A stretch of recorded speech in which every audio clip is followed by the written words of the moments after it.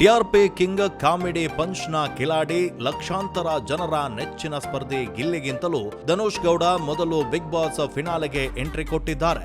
Top 6 task ಗೆದ್ದು ಧನುಷ್ ಮೊದಲ ಸ್ಪರ್ಧಿಯಾಗಿ big boss Kannada season 12ರ ಫಿನಾಲೆಯನ್ನ ತಲುಪಿದ್ದಾರೆ. ಈ ಬಾರಿಯ ಬಿಗ್ ಬಾಸ್ ಟೈಟಲ್ ಯಾರು ಗೆಲ್ತಾರೆ ಎಂಬ ಚರ್ಚೆ ಜೋರಾಗಿ ನಡೀತಾ ಇದೆ.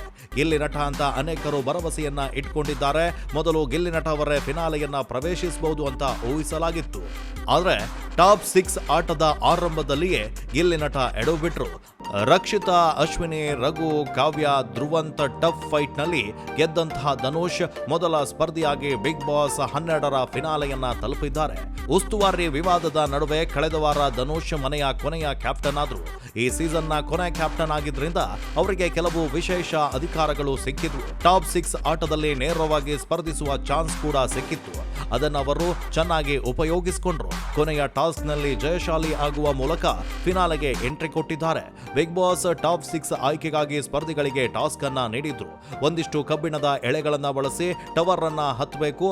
ಕೋಲು ಇಡುತ್ತಾ ಟವರ್ ಕಟ್ಟುವಲ್ಲಿ ಯಾರು ಯಶಸ್ವಿ ಆಗ್ತಾರೋ ಅವರು ಫಿನಾಲೆಗೆ ಮೊದಲ ಟಿಕೆಟ್ ಪಡಿತಾರೆ ಅಂತ ಇತ್ತು. ಈ ಟಾಸ್ಕ್ ನಲ್ಲಿ ಅಶ್ವಿನಿ, ಧನುಷ್, ರಘು, ಕಾವ್ಯ ಅಖಾಡದಲ್ಲಿದ್ರು. ಎಲ್ಲರ ನಡುವೆ ಟಫ್ ಸ್ಪರ್ಧೆ ಕೂಡ ಏರ್ಪಟ್ಟಿತ್ತು. ಅತಿ ಕಡಿಮೆ ಸಮಯದಲ್ಲಿ ಟಾಸ್ಕ್ ಕಂಪ್ಲೀಟ್ ಮಾಡಿದ ಧನುಷ್ ಫಿನಾಲೆ ಟಿಕೆಟ್ ಅನ್ನ ಪಡೆದುಕೊಂಡ್ರು. ಬಿಗ್ ಬಾಸ್ ಮನೆಗೆ ಎಂಟ್ರಿ ಕೊಟ್ಟಾಗ ಧನುಷ್ ಹೆಚ್ಚು ಆಕ್ಟಿವ್ ಆಗಿರಲಿಲ್ಲ. ಟಾಸ್ಕ್ ಚೆನ್ನಾಗಿ ಆಡಿದ್ರು ಕೂಡ ಸಖತ್ ಸೈಲೆಂಟ್ ಆಗಿ ಇರ್ತಾ ಇದ್ರು.